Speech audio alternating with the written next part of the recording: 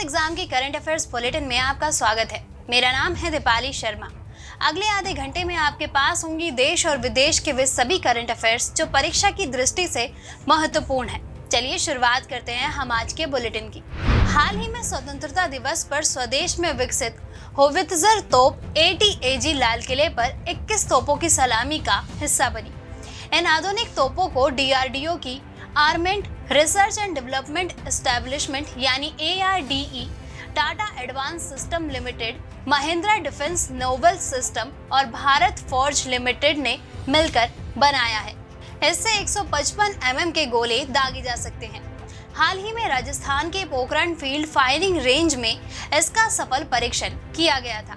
पाकिस्तान की सीमा हो या फिर चीन की सीमा के पास लद्दाख, इस तोप को किसी भी स्थान पर तैनात किया जा सकता है, क्योंकि ये खास तोप -30 से लेकर 75 डिग्री तक तापमान का सटीक फायर कर सकती है। हाल ही में वाणिज्य और उद्योग मंत्री पीयूष गोयल ने नई दिल्ली में एक जिला एक उत्पाद उपहार सूची का डिजिटल संस्करण जारी किया। वाणिज्य भवन में निर्यात संवर्धन परिषद और उद्योग संघों की बैठक में वाणिज्य मंत्री ने कहा कि एक जिला एक उत्पाद उपहार सूची देश के सभी जिलों की क्षमता उजागर करने की दिशा में एक कदम है और इससे देश की विविध स्वदेशी उत्पादों को वैश्विक मान्यता मिलेगी। पीयूष गोयल ने सभी संबंधित मंत्रालयों, उद्योग संघों और निर्यात संवर्धन परिषदों से डिजाइन और ब्रांडिंग को बढ़ावा देने के लिए कैटलॉग के माध्यम से उत्पादों का उपयोग करने का अनुरोध किया। इस दौरान वाणिज्य मंत्री ने कहा कि कैटलॉग से उत्पादों का उपयोग अंतर्राष्ट्रीय बाजार में स्थानीय उत्पादों की ब्रांड इमेज को बढ़ावा देगा। उन्होंने कहा कि इससे मेक इन इंडिया और मेक फॉर वर्ल्ड दृष्टिकोण को बढ़ावा मिल रहा है। एक जिला एक उत्पाद उपहार सूची में विभिन्न प्रकार के इत्र, सुगंध और तेल, भारतीय मदिरा उत्पाद तथा रेशम और शॉल सहित कई अन्य उत्पाद शामिल हैं। डुरुंडा कप फुटबॉल टूर्नामेंट का 131वां सत्र 16 अगस्त 2022 से शुरू हो गया है। टूर्नामेंट में 20 टीमें शामिल हुई है। सभी को 5-5 टीमों के 4 समूहों में बांटा गया है। डुरुंडा कप का आयोजन पहली बार पश्चिम बंगाल, असम और मणिपुर के कई शहरों में किया गया। दुनिया का तीसरा सबसे पुराना और एशिया का सबसे पुराना फुटबॉल टूर्नामेंट डुरुंडा कप पहली बार वर्ष 1888 में डॉगशाई में आयोजित किया गया था और इसका नाम मोर्टिमर डुरुंडा के नाम पर रखा गया था, जो उस समय भारत के प्रभावी विदेश सचिव थे। टूर्नामेंट शुरू में ब्रिटिश सैनिकों के बीच स्वास्थ्य और फिटनेस को बनाए रखने का सचेत तरीका था, लेकिन बाद में इसे नागरिकों हेतु खोल दिया गया और वर्तमान में यह दुनिया के प्रमुख खेल आयोजनों में से एक है। मोहन बागान और ईस्ट बंगाल डुरुंडा कप के इतिहास में सबसे सफल टीमें हैं, जिन्होंने इसे 16 बार जीता है। संयुक्त राष्ट्र विश्व जनसंख्या संभावना 2022 ने पूर्वानुमान किया है कि भारत वर्ष 2023 तक 140 करोड़ की आबादी के साथ चीन को पीछे छोड़कर विश्व में सर्वाधिक आबादी वाला देश बन जाएगा। भारत में वर्तमान में विश्व की कुल आबादी का 17.5% मौजूद है। यह वर्ष 1947 में स्वतंत्रता के समय भारत की जनसंख्या की 4 गुनी है। भारत की जनसंख्या के वर्ष 2030 तक 150 करोड़ और वर्ष 2050 तक 166 करोड़ तक पहुंचने का अनुमान है। आपको बता दें, वर्ष 2021 में भारत की कुल प्रजनन दर प्रतिस्थापन स्तर प्रजनन क्षमता से नीचे गिरकर 2.0 हो गई। स्वतंत्रता के बाद 1950 के दशक में भारत का कुल प्रजनन दर 6 रहा था। बिहार, उत्तर प्रदेश, झारखंड, मणिपुर और मेघालय को छोड़कर कई राज्य 2 के TFR तक पहुंच गए हैं। उच्च कुल प्रजनन दर के मुख्य कारणों में उच्च निरक्षरता स्तर, बड़े पैमाने पर बाल विवाह, 5 वर्ष से कम आयु की मृत्यु दर का उच्च स्तर, महिलाओं की कम कार्यबल भागीदारी, गर्भ निरोधक का कम उपयोग और महिलाओं में आर्थिक और निर्णय क्षमता की कमी शामिल है। एक नए अध्ययन के अनुसार पृथ्वी के महाद्वीपों का निर्माण बड़े पैमाने पर उल्कापिंडों के प्रभाव से हुआ था। यह परिघटना पृथ्वी के निर्माण के 4.5 अरब वर्ष की अवधि के पहले घटित हुई। आपको बता दें, उल्कापिंडों के प्रभाव ने महासागरीय प्लेटों के निर्माण के लिए भारी मात्रा में ऊर्जा उत्पन्न की। फलस्वरूप महाद्वीपों का विकास हुआ। विशाल उल्कापिंडों द्वारा महाद्वीपों के निर्माण का यह सिद्धांत दशकों से मौजूद था, लेकिन अब तक इसके समर्थन में ठोस साक्ष्यों का अभाव था। महाद्वीपों के गठन के लिए वर्तमान में प्लेट विवर्तनिकी सिद्धांत सबसे सामान्य रूप से स्वीकृत सिद्धांत है। शोधकर्ताओं ने पश्चिमी ऑस्ट्रेलिया में पिलबारा क्रेंटन से चट्टानों में एम्बेडेड जरकोन क्रिस्टल में साक्ष्यों की तलाश की। यह केर्टन एक पश्चिमी क्रास्ट का अवशेष है जिसका निर्माण 3 अरब वर्ष पहले शुरू हुआ था। जरकोन का निर्माण मैग्मा के क्रिस्टलीकरण से होता है अथवा ये रूपांतरित चट्टानों में पाए जाते हैं।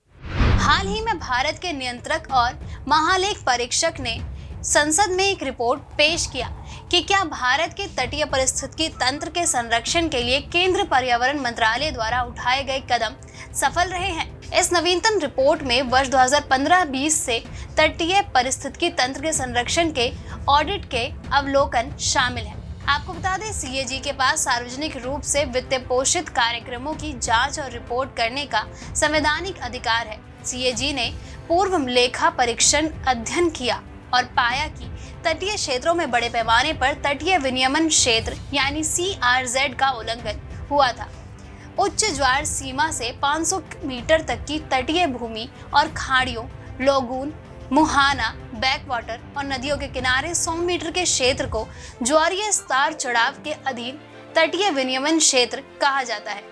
हाल ही में कार्मिक लोक शिकायत और कानून और न्याय पर संसदीय स्थायी समिति ने संसद में संरक्षता और दत्तक ग्रहण कानूनों की समीक्षा रिपोर्ट पेश की तथा अनाथ एवं परित्याग बच्चों की पहचान करने के लिए जिला स्तर के सर्वेक्षण की सिफारिश की। भारत में गोद लेने के लिए केवल 2430 बच्चे उपलब्ध हैं, जबकि गोद लेने के इच्छुक माता पिता की संख्या तेजी से बढ़ रही है। दिसंबर 2021 तक केंद्रीय दत्तक ग्रहण संसाधन प्राधिकरण में 27,939 संभावित माता पिता पंजीकृत थे, जो 2017 में लगभग 18,000 थे। CARA महिला बाल विकास मंत्रालय का एक संवैधानिक निकाय है जो गोद लेने संबंधी मामलों की नोडल एजेंसी है।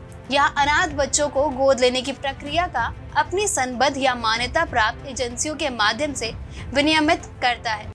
भारत ने 4 वॉलेंट्री ट्रस्ट फंड में $4 लाख का योगदान किया है। यह राशि संयुक्त राष्ट्र मानवाधिकार के वैश्विक मानवाधिकार प्रोत्साहन और संरक्षण के सहयोग में दी गई है। जिनेवा में संयुक्त राष्ट्र में भारत के स्थायी मिशन ने एक ट्वीट में कहा कि यह योगदान इस संबंध में भारत की प्रतिबद्धता दर्शाता है। यह राशि 4 trust fund, voluntary fund for victim of torture, the voluntary fund for technical corporation, the voluntary fund for financial and technical assistance for the implementation of universal periodic review और the voluntary technical assistant trust fund to support the participation of LDS and SID in work of counselling को दिया गया है। आपको बता दें, मानवाधिकार परिषद संयुक्त राष्ट्र प्रणाली के भीतर एक अंतर सरकारी निकाय है जो दुनिया भर में मानवाधिकारों के प्रचार और संरक्षण को मजबूत करने हेतु जिम्मेदार है। इस परिषद का गठन वर्ष 2006 में संयुक्त राष्ट्र महासभा द्वारा किया गया था। इसने मानवाधिकार पर पूर्व संयुक्त राष्ट्र आयोग का स्थान लिया था। मानवाधिकार हेतु उच्चायुक्त का कार्यकाल यानी OHCHR मानवाधिकार परिषद के सचिवालय के रूप में कार्य करता है। OHCHR का मुख्यालय जिनेवा, स्विट्जरलैंड में स्थित है। विश्व फुटबॉल संचालन संस्था फीफा ने भारतीय फुटबॉल महासंघ को तुरंत प्रभाव से निलंबित कर दिया है। फीफा के नियमों के गंभीर उल्लंघन की वजह से यह निर्णय लिया गया है। भारतीय फुटबॉल महासंघ को अपने 85 साल के इतिहास में पहली बार फीफा से निलंबन का सामना करना पड़ा है। इस वजह से भारत में 11 से 30 अक्टूबर के बीच होने वाला फीफा अंडर 17 महिला विश्व कप टल गया है। इस निलंबन का मतलब यह है कि यह जब तक जारी रहेगा तब तक भारतीय पुरुष फुटबॉल टीम और भारतीय महिला फुटबॉल टीम किसी भी अंतर्राष्ट्रीय मैच में हिस्सा नहीं ले पाएगी। साथ ही कोई भी खिलाड़ी अंतर्राष्ट्रीय लीग में हिस्सा नहीं ले पाएगा। आपको बता दें, अखिल भारतीय फुटबॉल महासंघ यानी AIFF एक राष्ट्रीय संघ है जिसकी स्थापना वर्ष 1937 में शिमला स्थित सेना मुख्यालय में हुई थी। महासंघ के रूप में यह देश भर में फुटबॉल प्रतियोगिताओं का आयोजन करता है। AIFF एशिया फुटबॉल परिसंघ यानी AFC के स्थापक सदस्यों में से एक है जो एशिया में फुटबॉल का प्रबंधन करता है। केंद्रीय शिक्षा और कौशल विकास मंत्री ने नागरिकों की भागीदारी द्वारा नए पाठ्यक्रम विकसित करने के लिए राष्ट्रीय पाठ्यचर्या की रूपरेखा यानी NCF हेतु नागरिक सर्वेक्षण में भाग लेने का आग्रह किया है। इसके अनुरूप एक सशक्त राष्ट्रीय पाठ्यचर्या की रूपरेखा विकसित भारत के लक्ष्य को प्राप्त करने में एक प्रमुख भूमिका निभाएगी। एक जीवंत, सशक्त, समावेशी और भविष्यवादी राष्ट्रीय पाठ्यचर्या की रूपरेखा का विकास वैश्विक दृष्टिकोण के साथ समन्वित सांस्कृतिक सुदृश्यता सहित शिक्षा को औपनिवेशिक प्रभाव से मुक्त करने और हमारी अगली पीढ़ियों में गर्व की गहरी भावना पैदा करने के लिए अत्यंत आवश्यक है। शिक्षा मंत्रालय ने राष्ट्रीय पाठ्यचर्या की रूपरेखा तैयार करने और बाद में पाठ्यक्रम, पाठ्यपुस्तकों और अन्य शिक्षण सामग्री के डिजाइन के लिए एक ऑनलाइन सार्वजनिक परामर्श सर्वेक्षण के माध्यम से जनता के सुझाव आमंत्रित किए हैं। भारत सरकार ने 29 जुलाई 2020 को NEP 2020 की घोषणा की, जो राष्ट्रीय पाठ्यचर्या की रूपरेखा विकसित करते हुए शिक्षा प्रणाली की गुणवत्ता में सुधार की सिफारिश करती है। जिला परामर्श समितियों, राज्य केंद्रित समूहों और राज्य संचालन समिति, राष्ट्रीय केंद्रित समूह, राष्ट्रीय संचालन समिति आदि के गठन के माध्यम से राष्ट्रीय पाठ्यचर्या की रूपरेखा की प्रक्रिया शुरू की गई है। केंद्रीय स्वास्थ्य राज्य मंत्री ने 16 अगस्त 2022 को वर्चुअल मोड में पालन 1000 राष्ट्रीय अभियान लॉन्च किया।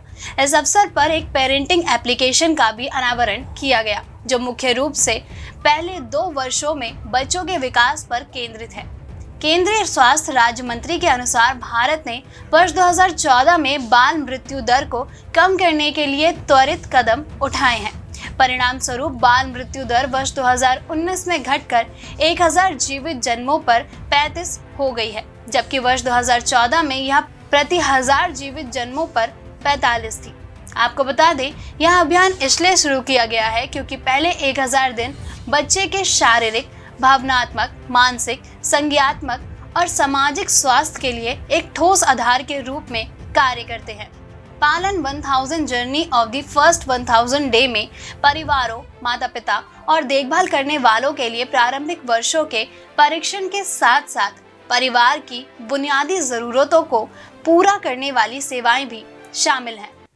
अर्थव्यवस्था के विस्तार, जनसंख्या वृद्धि, बढ़ते शहरीकरण, बदलती जीवन शैली और व्यय शक्ति में वृद्धि के साथ देश की ऊर्जा मांग बढ़ती जा रही है। वर्तमान में सड़क परिवहन क्षेत्र में ईंधन की आवश्यकता का लगभग 98% जीवाश्म ईंधन से और शेष 2% जैव ईंधन द्वारा पूरा किया जाता है। राष्ट्रीय जैव ईंधन नीति 2018 इथेनॉल मिश्रित पेट्रोल कार्यक्रम के तहत वर्ष 2025 तक 20% इथेनॉल सम्मिश्रण का एक संकेतित लक्ष्य प्रदान करती है। भारत जैसी तेजी से विकास करते देश के लिए ऊर्जा सुरक्षा प्राप्त करना और एक उन्नतिशील निम्न कार्बन अर्थव्यवस्था की ओर आगे बढ़ना अत्यंत महत्वपूर्ण है। पेट्रोल के साथ स्थानीय रूप से उत्पादित इथेनॉल के सम्मिश्रण से भारत को अपनी ऊर्जा सुरक्षा को मजबूत करने, स्थानीय उद्यमों एवं किसानों को ऊर्जा अर्थव्यवस्था में भागीदार बनाने और वाहनों से होने वाले उत्सर्जन को कम करने में मदद मिलेगी। हाल ही में नर्मदा की सहायता करम नदी पर बन रहे करम बांध का बाहरी हिस्सा ढह गया। यद्यपि उचित कार्रवाई के साथ स्थिति को नियंत्रित कर लिया गया, लेकिन इस घटना के बाद ऐसे कई सवाल उत्पन्न हुए हैं जो अनुत्तरित हैं। भारी वर्षा को बांध में बढ़े हुए जल स्तर का मुख्य कारण माना जा रहा है। हालांकि भारत मौसम विज्ञान विभाग के अनुसार क्षेत्र में सामान्य वर्षा दर्ज की गई थी। आपको बता दें, बांध का निर्माण कार्य 36 महीने में पूरा किया जाना था, लेकिन कोविड-19 महामारी के कारण इसमें विलंब हुआ। शायद यही कारण है कि प्रशासन ने बांध बनाने में जल्दबाजी की और पहली वर्षा के दौरान ही बांध में पानी को भरने दिया गया। स्थानीय लोगों का आरोप है कि 15 से 20 दिन पहले बांध इतना ऊंचा नहीं था।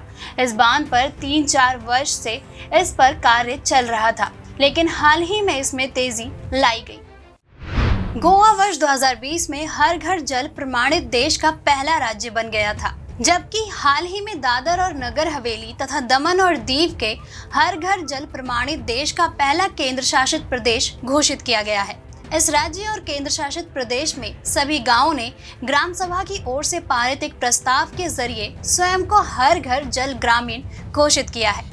गोवा के सभी 2,63,000 ग्रामीण परिवारों और दादर एवं नगर हवेली तथा दमन और दीव के 85,000 से ज्यादा परिवारों को अब नल के जरिए स्वच्छ एवं सुरक्षित पेयजल प्राप्त हो रहा है। जल शक्ति मंत्रालय ने एक वक्तव्य में बताया कि कोविड-19 महामारी की अनेक चुनौतियों तथा बाधाओं के बावजूद पंचायत प्रतिनिधियों, पानी समितियों, जिला तथा राज्य और केंद्र शासित प्रदेश के अधिकारियों के अथक प्रयासों से हर घर जल का अभियान सफल हुआ है। यह अभियान जल जीवन मिशन का हिस्सा है।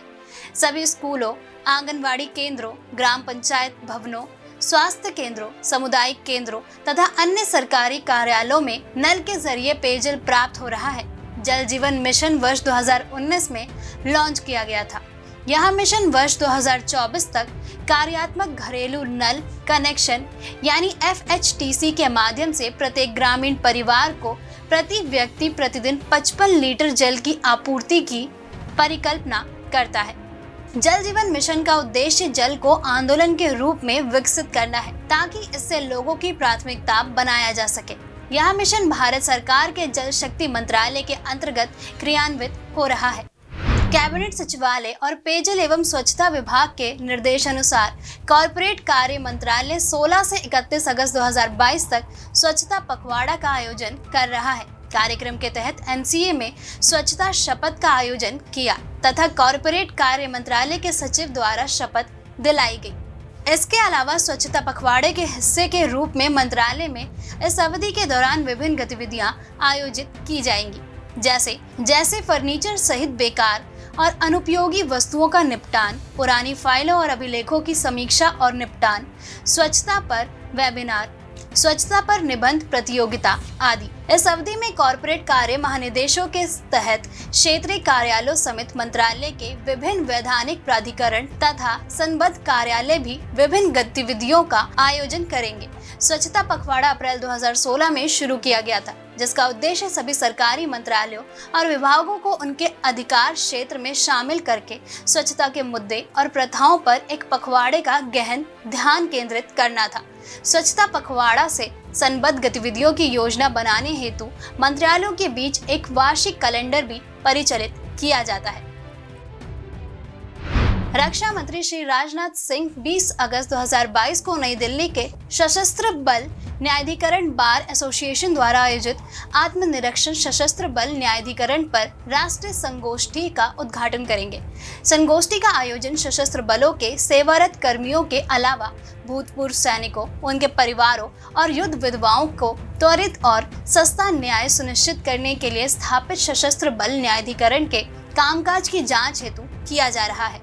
संगोष्ठी का उद्देश्य इसकी कार्य प्रणाली का विश्लेषण करना, किसी भी कमी के लिए उपाय सुझाना और त्वरित न्याय प्राप्त करने के दौरान वादियों की समस्याओं एवं कठिनाइयों का समाधान करना है। संगोष्ठी में रक्षा मंत्रालय, कानून और न्याय मंत्रालय और न्यायपालिका के वरिष्ठ अधिकारी भाग लेंगे। यह सशस्त्र बल न्यायाधिकरण के स्थापना दिवस समारोह के एक भाग के रूप में आयोजित किया जा रहा है। भारतीय और चीनी सैनिक अगस्त 2022 के अंत में रूस में सैन्य अभ्यास में भाग लेंगे। फरवरी 2022 में यूक्रेन पर आक्रमण के बाद रूस द्वारा आयोजित किए जाने वाला इस तरह का पहला बड़ा युद्ध खेल यानी सैन्य अभ्यास है। भारत के विदेश मंत्रालय की ओर से इस पर कोई टिप्पणी नहीं की गई, जबकि चीनी रक्षा मंत्रालय ने कहा कि अभ्यास क्षेत्रीय परिस्थितियों से असंबंधित है। आपको बता दें, मेजबान रूस के नेतृत्व में इस अभ्यास में चीन के अलावा भारत, बेलारूस, मंगोलिया, तजाकिस्तान और अन्य देशों के सैनिक शामिल होंगे।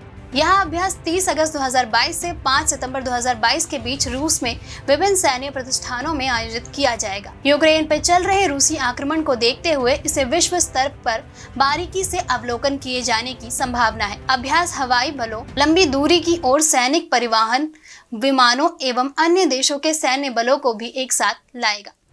हाल ही में शहरों में वायु गुणवत्ता और स्वास्थ्य शीर्षक से एक रिपोर्ट जारी की गई थी, जिसमें वर्ष 2010 और 2019 के बीच दुनिया भर में 7000 से अधिक शहरों में प्रदूषण और वैश्विक स्वास्थ्य प्रभावों का विश्लेषण किया गया था। अध्ययन में पाए गए दो प्रमुख वायु प्रदूषकों फाइन पार्टिकुलेट मैटर यानी PM 2.5 और नाइट्रोजन डाइऑक्साइड यानी NO2 के आधार पर शहरों की रैंकिंग की गई। आपको बता दें कि जब PM 2.5 के स्तर की तुलना की गई तो शीर्ष 10 सबसे प्रदूषित शहरों की सूची में दिल्ली और कोलकाता सबसे पहले और दूसरे स्थान पर है। PM 2.5 वायुमंडलीय कण है, जिसका व्यास 2.5 माइक्रोमीटर से कम है, जो मानव बाल के व्यास का लगभग 3% है। यह व्यास की समस्याओं का कारण बनता है और दृश्य को कम करता है, जबकि PM 2.5 प्रदूषण का जोखिम निम्न और मध्य आय वाले देशों में स्थित शहरों में अधिक होता है। NO2 का जोखिम उच्च आय वाले शहरों के साथ साथ निम्न और मध्य आय वाले देशों में अधिक होता है। दोस्तों, आज के बुलेटिन में बस इतना ही। मिलते हैं अगले हफ्ते नए करंट अफेयर्स के साथ। तब तक के लिए नमस्कार।